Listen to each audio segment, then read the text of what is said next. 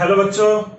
तो बच्चों आज हम लोग the human I and the colourful world में सेकेंड टॉपिक करने जा रहे हैं। आज का हमारा टॉपिक है पावर ऑफ एकोमोडेशन ऑफ आई। देखिए पिछले लेक्चर में आपने पढ़ा था कि आई के बहुत सारे पार्ट्स होते हैं और हर एक पार्ट का अपना एक फंक्शन होता है, अपना एक रोल होता है और सारे पार्ट्स कलेक्टिवली वर्क करते हैं और तब जाकर जो इमेज है वो हमारे रेटिना के ऊपर फॉर्म होती है और हम उस ऑब्जेक्ट को देख पाते हैं। ठीक है, लेकिन कभी आपने वंडर किया है कि अगर कोई एक ऑब्जेक्ट आपसे 3 मीटर की दूरी पर है। देखिए हमने कल सीखा था पिछले लेक्चर में कि भाई अगर ऑब्जेक्ट को क्लियरली देखना है, अगर ऑब्जेक्ट को क्लियरली देखना है तब उस ऑब्जेक्ट की जो इमेज है वो आपके रेटिना के ऊपर फॉर्म होनी चाहिए। रेटिना के आगे पीछे अगर इमेज फॉर्म होते तब आप ऑब्जेक्ट को क्लियरली नहीं देख सकते। ठीक है, तो अगर आपको बच्चों अगर आपको ऑब्जेक्ट को क्लियरली देखना है तो उस कंडीशन में जो इमेज है वो आपकी रेटिना के ऊपर ही फॉर्म होनी चाहिए, तभी तो ऑप्टिक नर्व इंफॉर्मेशन को लेकर ब्रेन तक जाएगा, बिल्कुल कंप्लीट इंफॉर्मेशन को। तो सपोज करें कि कोई एक ऑब्जेक्ट है जो आपसे 3 मीटर की दूरी पर है, तब भी आप उस ऑब्जेक्ट को क्लियरली देख सकते हैं। यानी 3 मीटर की दूरी पर जो ऑब्जेक्ट है उसकी इमेज रेटिना के ऊपर फॉर्म हो रही होगी। अगर वही ऑब्जेक्ट आपसे 8 मीटर की दूरी पर होगा तो भी आप उस ऑब्जेक्ट को क्लियरली देख सकते हैं। यानी 3 मीटर पर था तो भी इमेज रेटिना के ऊपर फॉर्म हो रही थी और 8 मीटर पर चला गया तो भी इमेज रेटिना के ऊपर फॉर्म हो रही है। अच्छा, अगर वो 15 मीटर की दूरी पर चला जाए तो भी आप उसको क्लियरली देख सकते हैं। यानी कि 15 मीटर पर जब वो चला गया तो भी इमेज रेटिना के ऊपर ही फॉर्म हो रही है। यानी कि अलग अलग डिस्टेंस पर अगर ऑब्जेक्ट को रख दिया जाए और अगर आप उस ऑब्जेक्ट पर फोकस करें तो आपको अलग अलग डिस्टेंस की जो ऑब्जेक्ट है वो क्लियरली नजर आती है। इसका मतलब कि अलग अलग डिस्टेंस पर जो ऑब्जेक्ट प्रेजेंट है उनकी वजह से जो इमेज है वो आपकी रेटिना के ऊपर फॉर्म हो रही है। आखिरकार ऐसा क्यों होता है भाई? मान लिया कि 3 मीटर की दूरी पर जो ऑब्जेक्ट है उसकी इमेज रेटिना के ऊपर फॉर्म हो गई, तो उसके पीछे वाले ऑब्जेक्ट की भी इमेज रेटिना के ऊपर क्यों फॉर्म हो रही है? आगे वाले ऑब्जेक्ट की भी इमेज रेटिना के ऊपर क्यों फॉर्म हो रही है? इस कॉन्सेप्ट को समझने के लिए आज हम लोग पावर ऑफ एकोमोडेशन ऑफ आई पढ़ेंगे। ठीक है, आप फिर से एक बार समझिएगा। हमने पढ़ा है कि किसी भी एक ऑब्जेक्ट को अगर आपको देखना है क्लियरली, साफ साफ देखना है एक ऑब्जेक्ट को, तो उस ऑब्जेक्ट से जो लाइट आ रही है आपके आई के अंदर और उसकी वजह से जो इमेज फॉर्म हो रही है वो इमेज आपके स्क्रीन के ऊपर, आई के स्क्रीन के ऊपर, रेटिना के ऊपर फॉर्म होनी चाहिए। ठीक है, तो अगर ऑब्जेक्ट अलग अलग डिस्टेंस पर प्रेजेंट है, हर केस में इमेज को हम ऑब्जेक्ट को हम क्लियरली देख पाते हैं। यानी हर केस में चाहे वो 3 मीटर की दूरी पर हो, 5 मीटर की दूरी पर हो, 10 मीटर की दूरी पर हो, 15 मीटर की दूरी पर हो या आधे मीटर की दूरी पर हो, हर केस में हम ऑब्जेक्ट को क्लियरली देख पा रहे हैं। यानी हर केस में इमेज रेटिना के ऊपर ही फॉर्म हो रही है। यानी इमेज जहां पर फॉर्म होती है वो फिक्स जगह है ना? तो आखिरकार ऐसा कैसे होता है कि ऑब्जेक्ट कहीं भी प्रेजेंट हो, इमेज सेम जगह पे फॉर्म हो रही है? हमने तो लाइट चैप्टर जब पढ़ा था तो हमने देखा था कॉन्वेक्स लेंस के लिए कि भाई ऑब्जेक्ट अलग अलग जगह पर है तो इमेज अलग अलग पोजीशन पे फॉर्म होती है। यहां पर ऑब्जेक्ट कहीं भी प्रेजेंट हो, इमेज रेटिना के ऊपर सेम जगह पे फॉर्म हो रही है। इसके पीछे की वजह क्या है? इस वजह को समझने के लिए हम लोग पावर ऑफ एकोमोडेशन ऑफ आई पढ़ रहे हैं। ठीक है, एक फॉर्मूला है लेंस फॉर्मूला। ठीक है,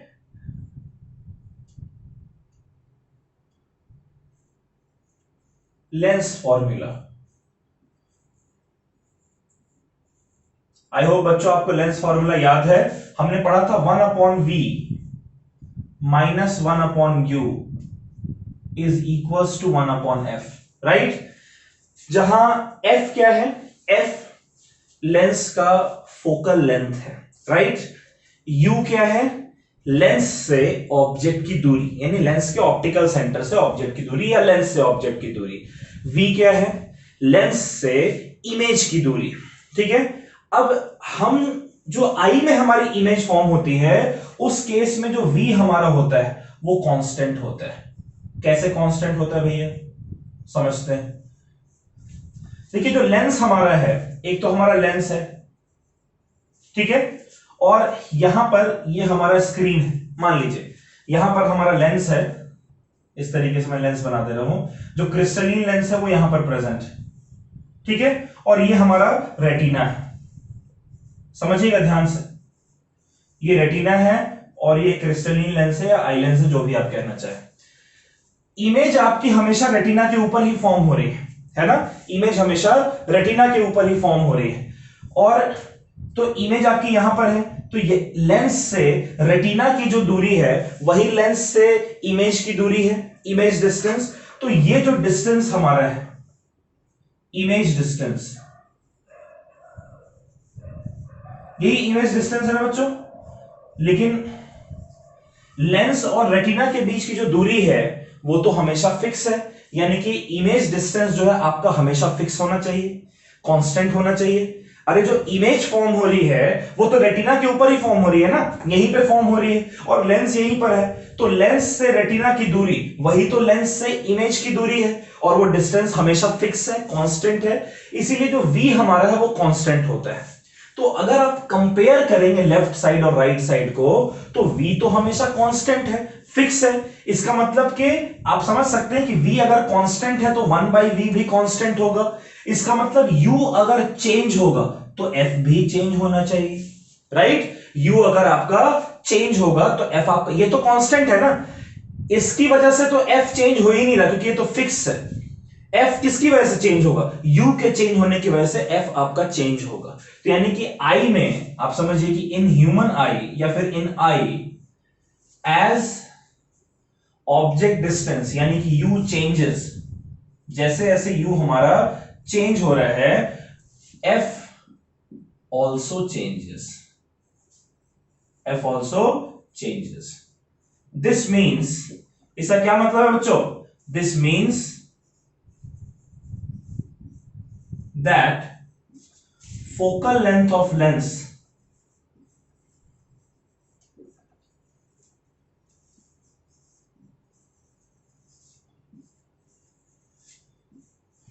can change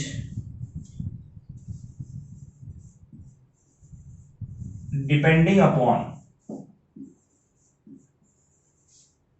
distance of object। ठीक है, आप समझिए। इसके बाद ही हम लोग चीजों को शुरुआत करेंगे। ये पहला फील आना जरूरी है, तभी आप समझ पाएंगे पावर ऑफ अकोमोडेशन कैसे होता है, क्यों होता है।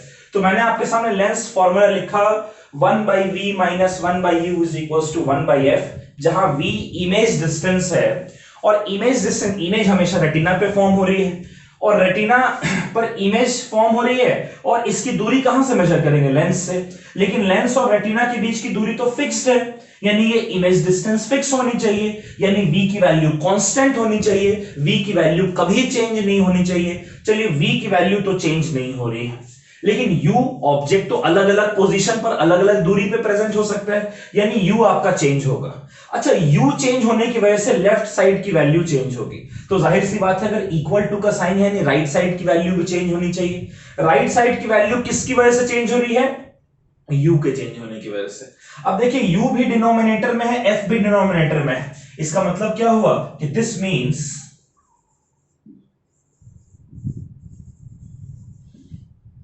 कि जो f है वो u के डायरेक्टली प्रोपोर्शनल होना चाहिए, यानी अगर u ज्यादा होगा तो f ज्यादा होना चाहिए।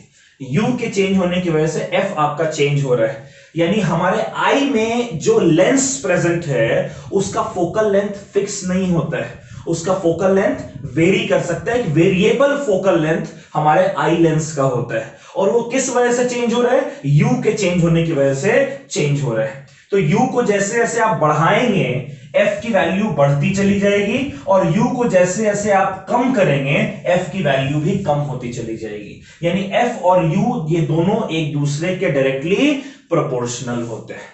ठीक है, यानी इसका मतलब समझिए आप कि अलग अलग डिस्टेंस पर जब ऑब्जेक्ट है, अलग अलग जगह पर जब अलग अलग डिस्टेंस पर जब ऑब्जेक्ट प्रेजेंट है, तो उसकी वजह से हमारे आई का जो फोकल लेंथ है वो भी अलग अलग होता है। ऑब्जेक्ट 3 मीटर पर है तब फोकल लेंथ कुछ और है, ऑब्जेक्ट 5 मीटर पर चला गया तो फोकल लेंथ कुछ और है, ऑब्जेक्ट 7 मीटर पे चला गया तो फोकल लेंथ कुछ और है, ऑब्जेक्ट 15 मीटर पे चला गया तो फोकल लेंथ कुछ और है। जैसे जैसे ऑब्जेक्ट डिस्टेंस आपका चेंज होगा एफ की वैल्यू भी आपकी चेंज होती चली जाएगी। ठीक है, तो देखिए दो चीजें हमें पढ़ना है।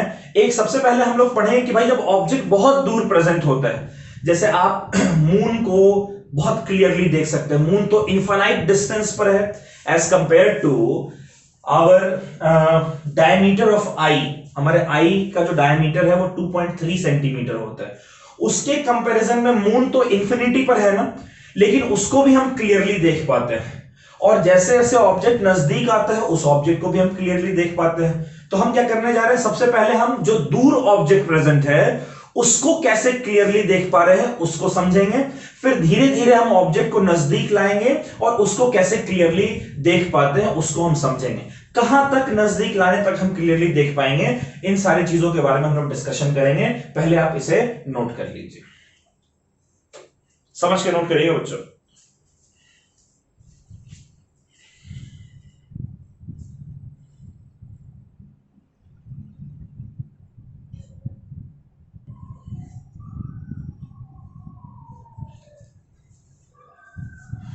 चलिए अब जरा समझते हैं। ये तो हमने देख लिया कि भाई u और f दोनों एक दूसरे डायरेक्टली प्रोपोर्शनल हैं, जैसे जैसे u चेंज होगा f की वैल्यू भी आपकी चेंज होगी। ठीक है, सबसे पहला कंडीशन हम लोग लेते हैं कि जब ऑब्जेक्ट इंफिनिटी पर प्रेजेंट है, व्हेन ऑब्जेक्ट, या इसको कह देते हैं when object is present far away.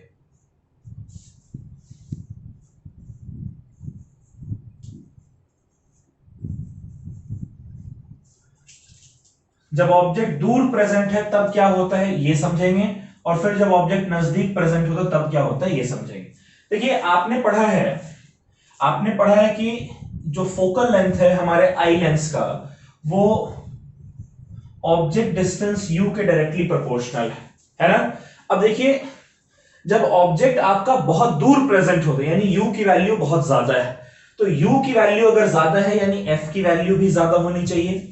इसका मतलब कि जब ऑब्जेक्ट आपका दूर प्रेजेंट होता है तब जो लेंस है आपका वो रिलैक्स करता है। समझिएगा इस तरीके से, ये लेंस है, इसको ध्यान से समझिएगा। इसको जैसे मान लीजिए कि ये लेंस है आपका, और ये लेंस कैसे, ये सीलियरी मसल्स से होल्ड होता है इस तरीके से। ये सीलियरी मसल्स जो हैं वो लेंस को पकड़ कर रखते हैं। अगर सीलियरी मसल्स बिल्कुल नीचे से, ये जो मसल्स हैं ये इसको इधर खींचेंगे, ऊपर से जो मसल्स हैं वो उसको ऊपर की तरफ खींचेंगे, तो क्या होगा, तो जो लेंस है आपका वो कुछ इस तरीके का हो जाएगा।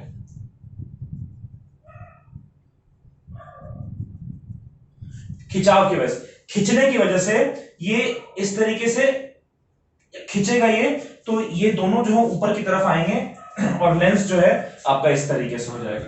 और अगर ये रिलैक्स करेगा तो उस केस में लेंस आपका ऐसा हो जाएगा, रिलैक्स होने की वजह से।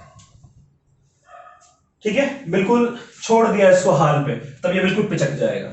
ठीक है, समझ रहे हैं इस बात को। ये लेंस है आपका और ये सीलियरी मसल है। सीलियरी मसल्स जो है वो लेंस को उसके पोजीशन पर होल्ड करके रखते हैं। अगर ये सीलियरी मसल्स खींचते हैं तो खींचने की वजह से ये जो लेंस है, इस लेंस को जैसे ऊपर से और नीचे से खींचेंगे तो लेंस जो आपका इस तरीके से ऐसे मोटा सा हो जाएगा। और अगर ये बिल्कुल कोई दबाव लगाना बंद कर दें तब लेंस जो आपका बिल्कुल चपटा सा हो जाएगा, ऐसे बिल्कुल फ्लैट टाइप का।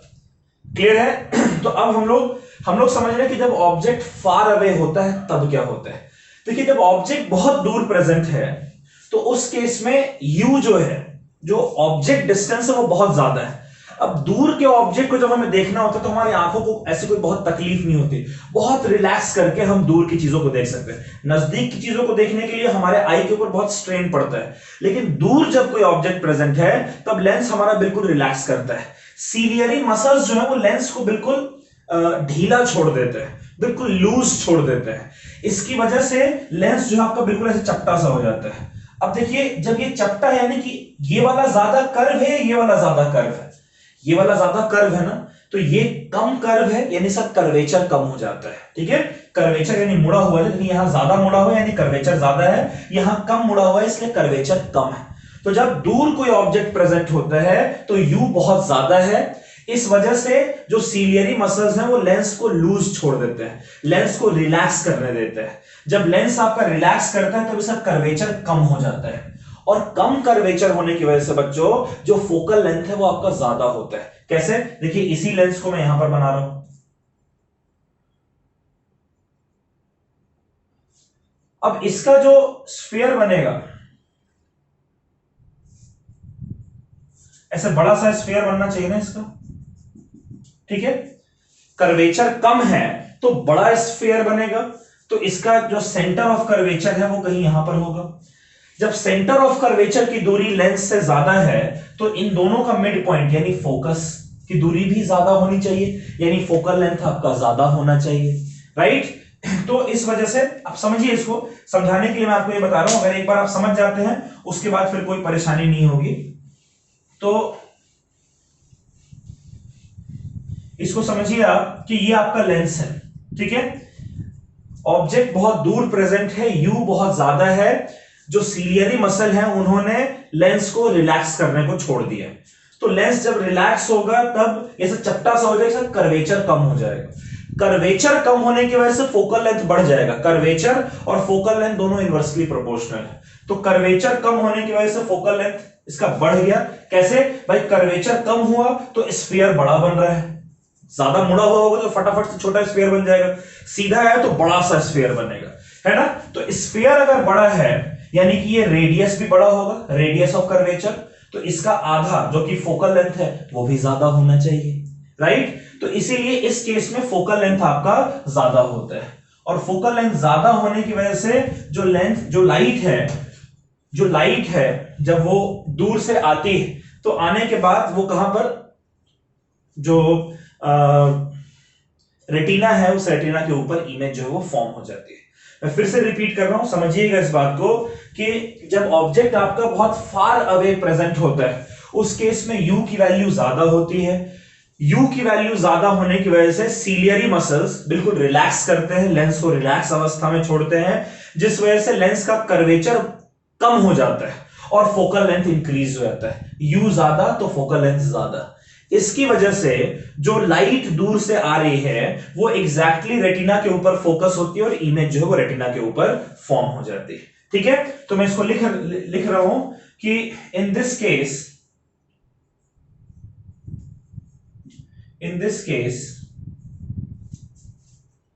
द सीलियरी मसल्स, इसको आप लिख लीजिए,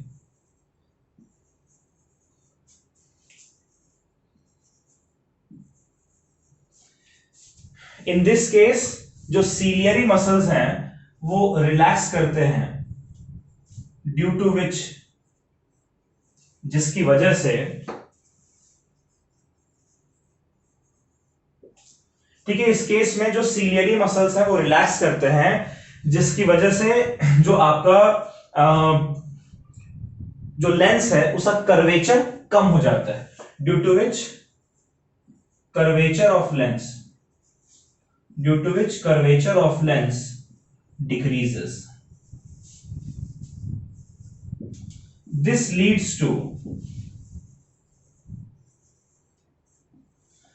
leads to increase in its focal length,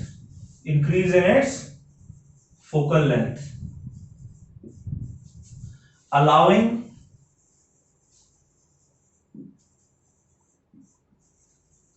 the image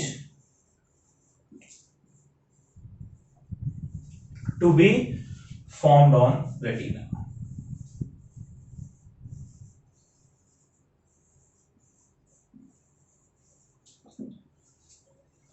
right.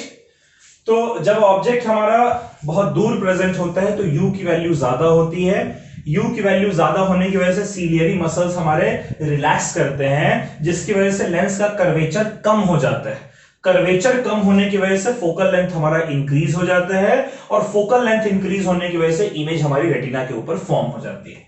एक नोट में लिख लीजिएगा कि जो फोकल लेंथ है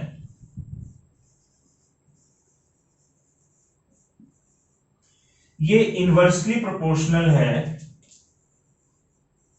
टू द कर्वेचर ऑफ आई।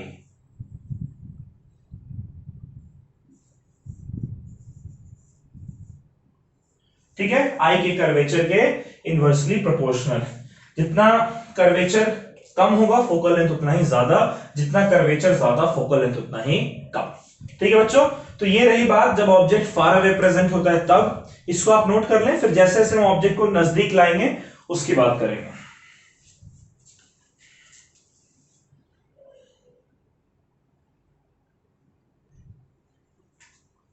ठीक है, तो ऑब्जेक्ट जब फार अवे होता है तब हमारा लेंस रिलैक्स करता है, लेंस का कर्वेचर डिक्रीज हो जाता है, सिलियरी मसल्स रिलैक्स करते हैं, लेंस का कर्वेचर डिक्रीज हो जाता है, फोकल लेंथ इंक्रीज हो जाती है, जिस वजह से जो इमेज है वो हमारी एग्जैक्टली रेटिना के ऊपर फॉर्म होती है। अब next step, as the object is brought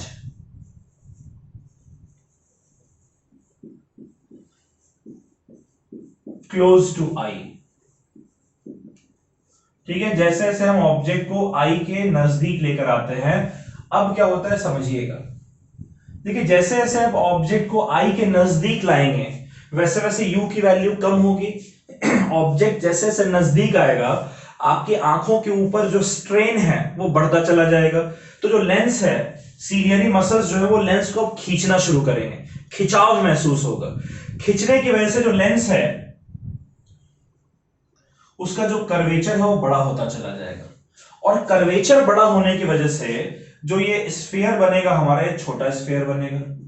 छोटा स्फीयर बनने की वजह से सेंटर ऑफ कर्वेचर रेडियस कम होगा, इसीलिए फोकल लेंथ भी कम होना चाहिए। तो जैसे जैसे कर्वेचर आपका बढ़ता चला जाएगा वैसे वैसे फोकल लेंथ आपका चेंज होता चला जाएगा। क्लियर है? तो जब ऑब्जेक्ट को हम लोग अपने आई के क्लोज, जैसे जैसे ऑब्जेक्ट नजदीक आता चला जाएगा, यू की वैल्यू जो है वो डिक्रीज होती चली जाएगी। उस वजह से डिक्रीज होने की वजह से, यू की वैल्यू डिक्रीज होने की वजह से आंखों के ऊपर स्ट्रेन पड़ना शुरू होगा, और स्ट्रेन पड़ने की वजह से जो सीलियरी मसल्स हैं वो खिंचने शुरू होंगे, सीलियरी मसल्स जो है वो कॉन्ट्रैक्ट होने शुरू होंगे। उस कॉन्ट्रैक्शन की वजह से लेंस का कर्वेचर जो है वो बढ़ता चला जाएगा, ज्यादा कर्व होता चला जाएगा। ठीक है, इस तरीके ज्यादा कर्व होता चला जाएगा, और ज्यादा कर्व होने की वजह से जो फोकल लेंथ है आपका डिक्रीज होता चला जाएगा, और तब जाकर उस डिस्टेंस के लिए जो इमेज है वो आपकी रेटिना के ऊपर फॉर्म होगी। ठीक है, समझ रहे इस बात को? इसको भी मैं लिख दे रहा हूं, इन दिस केस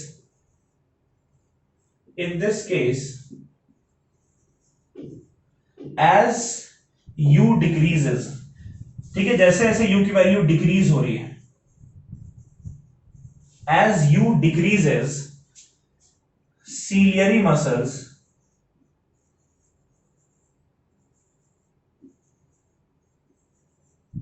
ठीक है, जैसे जैसे u हमारा डिक्रीज होता है, जो सीलियरी मसल्स हैं वो कॉन्ट्रैक्ट करने शुरू करते हैं। Ciliary muscle contracts more and more, contracts more and more. This leads to, due to which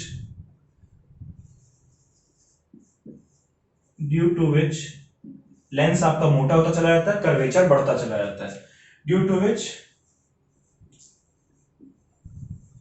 curvature goes on, due to which curvature goes on increasing। ठीक है, this leads to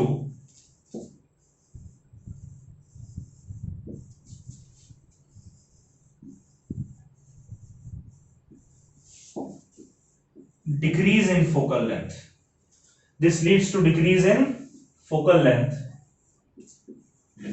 thereby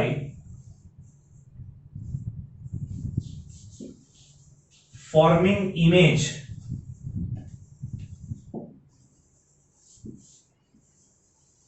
on retina।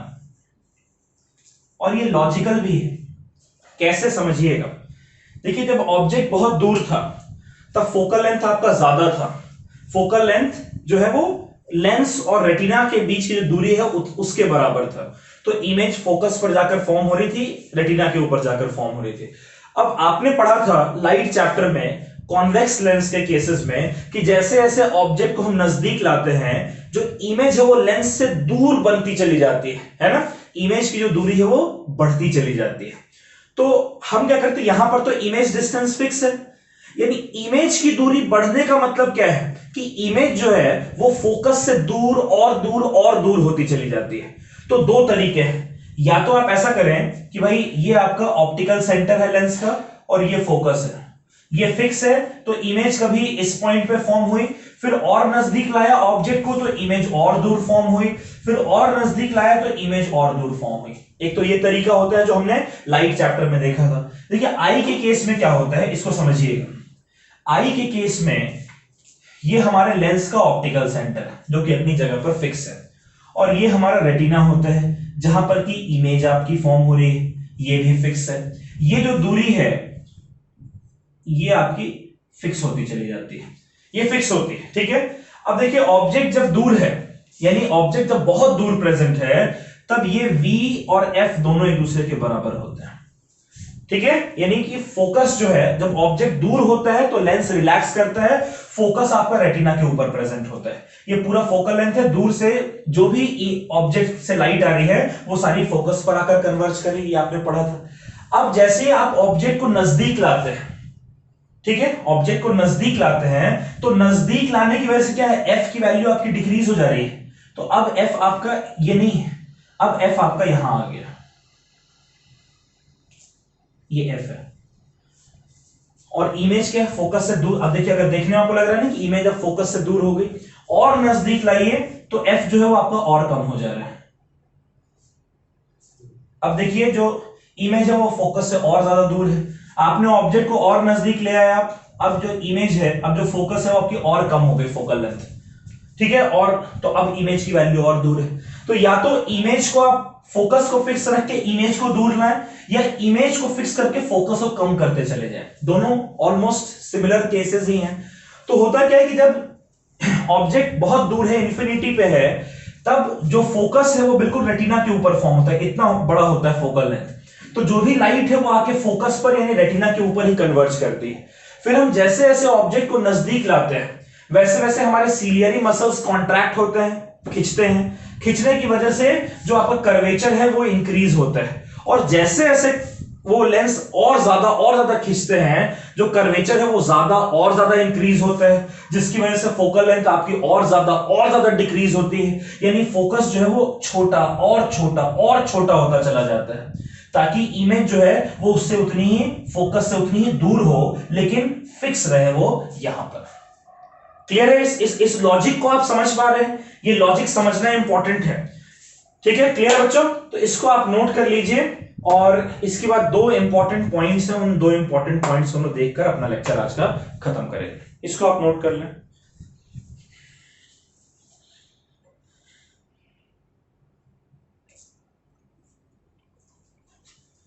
अच्छा बच्चों, अभी तक हमने देखा कि जब ऑब्जेक्ट बहुत दूर है तो उस केस में हमारा लेंस रिलैक्स करता है, सीलियरी मसल्स रिलैक्स करते हैं, कर्वेचर कम होता है, फोकल लेंथ ज्यादा होता है, इसलिए इमेज जो है वो बिल्कुल रेटिना के ऊपर फॉर्म होती है। फिर जैसे जैसे ऑब्जेक्ट नजदीक आता है वैसे वैसे यू की वैल्यू कम होती चली जाती है, लेंस पर तनाव उतना ही ज्यादा होता है, लेंस सीलियरी मसल्स खींचते चले जाते हैं, इस वजह से कर्वेचर आपका बढ़ता चला जाता है, फोकल लेंथ आपकी डिक्रीज होती चली जाती है। भाई 10 मीटर के लिए जितना कम फोकल लेंथ है, 5 मीटर के लिए और कम हो जाएगा, 3 मीटर के लिए और कम हो जाएगा, और वो एडजस्ट करके जो इमेज है उसे रेटिना के ऊपर फॉर्म कर रहा है। लेकिन लेंस की ना एक लिमिट है, एक कैपेबिलिटी है कि भाई इससे ज्यादा फोकल लेंथ को वो अपने डिक्रीज नहीं कर सकता, यानी एक हद तक वो अपने कर्वेचर को इंक्रीज कर सकता है, एक हद तक सीलियरी मसल्स जो वो खींच सकते हैं। जब वो लिमिट पहुंच जाता है, उस लिमिट के बाद अब फोकल लेंथ आपका और डिक्रीज नहीं होगा, यानी एक लिमिट है, आप नजदीक लाते चले जाओ, फोकल लेंथ आपका डिक्रीज होता चला जा रहा है, और नजदीक लाए फोकल लेंथ और डिक्रीज हुआ, और नजदीक लाए फोकल लेंथ और डिक्रीज हुआ, डिक्रीज होते होते होते होते एक लिमिट है कि एक पर्टिकुलर डिस्टेंस के लिए फोकल लेंथ जो अपने मिनिमम तक पहुंच जाएगा, यानी लेंस जो है उसका कर्वेचर मैक्सिमम हो जाएगा, सीलियरी मसल सबसे ज्यादा खींचेंगे इस टाइम पे, इसके बाद लेंस गिव अप कर देगा। अब अगर ऑब्जेक्ट को आप और नजदीक लाते हो तो फोकल लेंथ अब फर्दर आपका डिक्रीज नहीं होगा। ठीक है, तो उस केस में क्या होगा, फोकल लेंथ डिक्रीज हो ही नहीं रहा है, यानी अब इमेज रेटिना के ऊपर फॉर्म होगी नहीं। तो उस केस में आपको जो इमेज है, वो जो ऑब्जेक्ट है आपको क्लियरली नजर नहीं आएगा। तो ये जो सबसे मिनिमम डिस्टेंस है वो आपका 25 सेंटीमीटर होता है। जैसे सपोज करें कि ये आपका रेटिना है, ये आपका लेंस है, ठीक है, ऑब्जेक्ट इंफिनिटी पर था, अभी फिलहाल जो लेंस है वो बिल्कुल रिलैक्स्ड है इस तरीके से, ठीक है। तो फोकल लेंथ आपका इतना ज्यादा है, ये फोकल लेंथ है। अब आपने क्या किया, नेक्स्ट केस में आप ऑब्जेक्ट को इंफिनिटी से उठाकर और यहां पर लेकर आ जाते हो पी पॉइंट पर। तो पास लाने की वजह से क्या होगा, सिलियरी मसल्स खींचेंगे तो लेंस का फोकल लेंथ कम हो जाएगा। अब लेंस का फोकल लेंथ जो है वो यहां पहुंच गया, ठीक है। और ये जो लेंस है वो आपका थोड़ा सा खींचकर ऐसे, थोड़ा सा कर्वेचर बढ़ गया, फोकल लेंथ डिक्रीज हो गया। अब ऑब्जेक्ट को आप और नजदीक लाओ, अब ऑब्जेक्ट को आप यहां पर लाकर रख दो, ये क्यू पॉइंट है, डिस्टेंस और कम हुआ, फोकल लेंथ आपका और डिक्रीज हो जाएगा। फोकल लेंथ जो है बच्चों आपका अब वो और डिक्रीज होकर यहां पहुंच गया। जो आपका लेंस है वो अब पहले से और ज्यादा कर्वेचर उसका बड़ा हो जाएगा। ऐसे करते करते आप ऑब्जेक्ट को और नजदीक लाओ, नजदीक लाते लाते आप इस पॉइंट पर लेकर आ गए, फोकल लेंथ आपका और डिक्रीज हो गया, ठीक है। यहां से फोकल लेंथ आपका और डिक्रीज हो गया, ये जो लेंस है ये आपका और ज्यादा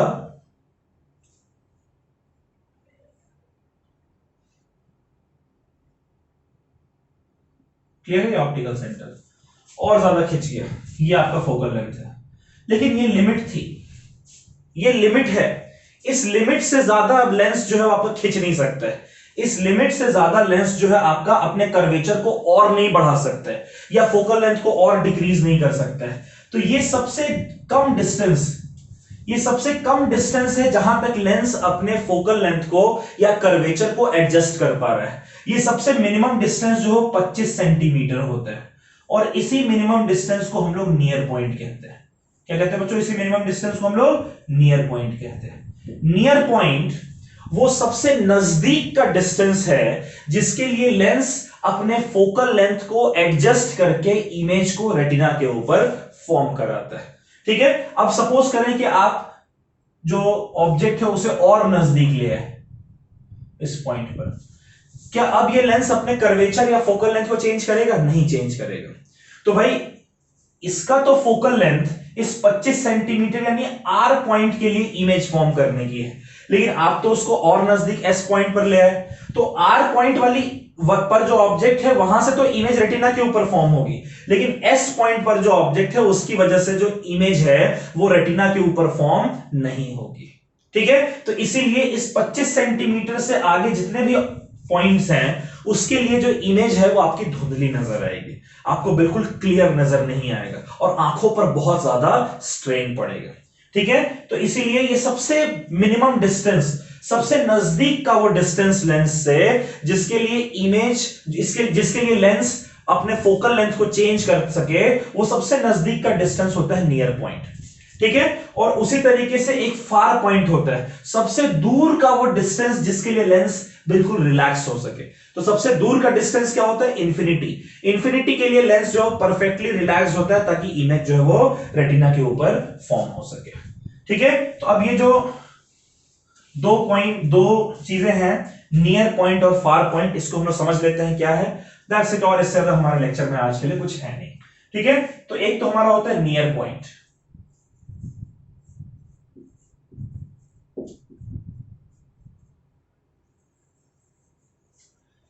नियर पॉइंट क्या है? वो मिनिमम डिस्टेंस, वो मिनिमम डिस्टेंस जिसके लिए जो आई लेंस है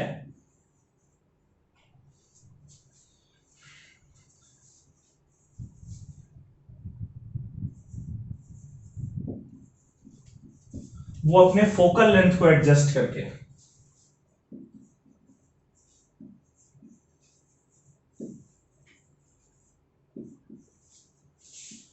फोकल लेंथ को एडजस्ट कर ले ताकि इमेज रेटिना के ऊपर फॉर्म हो।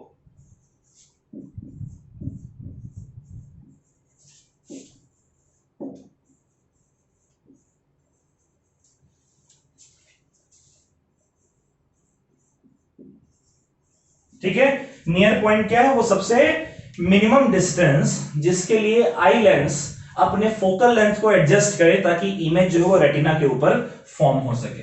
तो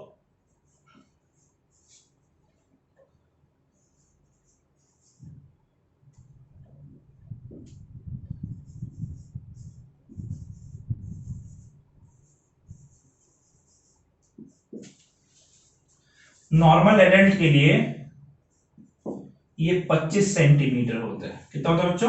25 सेंटीमीटर। इसी 25 सेंटीमीटर को हम लोग नियर पॉइंट कहते हैं और इसे हम लोग कैपिटल डी सिंबल से भी रिप्रेजेंट करते हैं। खैर आप रिप्रेजेंट मत करिए, ठीक है। Near point. उसी तरीके से एक हमारा होता है फार पॉइंट। उसी तरीके से एक हमारा होता है फार पॉइंट। फार पॉइंट क्या है? वो मैक्सिमम डिस्टेंस जिसके लिए आई लेंस अपने फोकल लेंथ को एडजस्ट करे ताकि इमेज रेटिना के ऊपर फॉर्म हो। ठीक है, मैं इसे लिख दे रहा हूं, आप इसको नोट कर लीजिएगा। द मैक्सिमम डिस्टेंस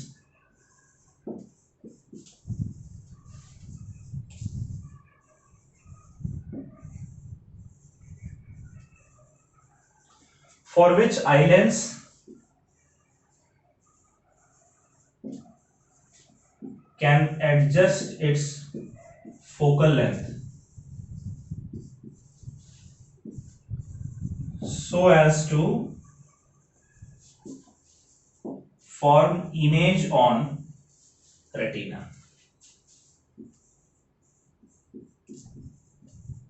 ठीक है, तो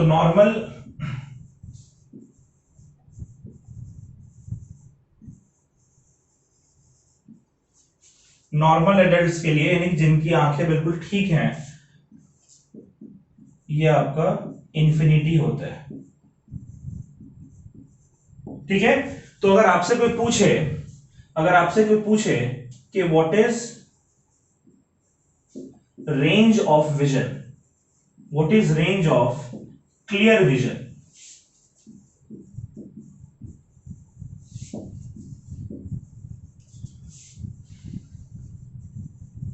फॉर नॉर्मल आई। ठीक है, जो नॉर्मल आई है उसका रेंज ऑफ विजन क्या है? तो भाई देखिए, सबसे नजदीक का विजन क्लियर कहां है? 25 सेंटीमीटर, वहां से लेकर इंफिनिटी तक। ठीक है, तो इसका आंसर होगा from 25 centimetre to infinity. 25 centimetre से लेकर इंफिनिटी, ये एक नॉर्मल आई के लिए। ठीक है, चलिए नॉर्मल एडल्ट्स नहीं लिखते हैं, इसको नॉर्मल आई लिख देते हैं। ठीक है, नॉर्मल आई के लिए जो रेंज ऑफ विजन है, क्लियर रेंज ऑफ विजन, ये 25 सेंटीमीटर से इंफिनिटी तक होता है। ठीक है, तो आज हमने मेजरली यही सीखा है कि भाई इमेज जो रेटिना के ऊपर ही फॉर्म होनी चाहिए क्लियर देखने के लिए। अगर किसी तरीके से इमेज रेटिना के ऊपर ना फॉर्म होकर रेटिना से पहले या रेटिना के बाद फॉर्म हो जाए, तो उस केस में आप चीजों को क्लियरली नहीं देख पाएंगे, क्योंकि ऑप्टिक नर्व को क्लियर इंफॉर्मेशन नहीं मिलेगा। रेटिना पर तो जो इमेज फॉर्म हो रही है वहीं पर वो प्रेजेंट है, तो वहां से क्लियर इंफॉर्मेशन ले जा रहा है। लेकिन अगर आगे फॉर्म हो जाए तो क्लियर इंफॉर्मेशन, बिल्कुल शार्प इंफॉर्मेशन तो नहीं मिलेगा, या पीछे फॉर्म हो तो उस केस में चीजें आपको धुंधली नजर आएंगी। और हम कहते हैं कि उस केस में कि हमारी आंखों में कुछ डिफेक्ट हो गया है, और इसी डिफेक्ट ऑफ विजन को हम लोग अगले लेक्चर में पढ़ेंगे। ठीक है, तो यहां तक का आप अपना पढ़कर अच्छे से नोट्स बना लीजिए, अच्छे से कंप्लीट कर लीजिएगा, थ्योरी को बार बार पढ़ लीजिएगा, समझ लीजिएगा, खुद को भी एक्सप्लेन करिएगा। ठीक है, और उसके बाद फिर अगले लेक्चर में एक नए टॉपिक के साथ मिलते हैं। ठीक है बच्चों, तो इसको आप नोट कर लें। तब तक bye bye, take care, stay safe और पढ़ाई करिएगा। अगले लेक्चर में कुछ और एक नए टॉपिक के साथ मिलता है। बाय, नोट कर लें इसको।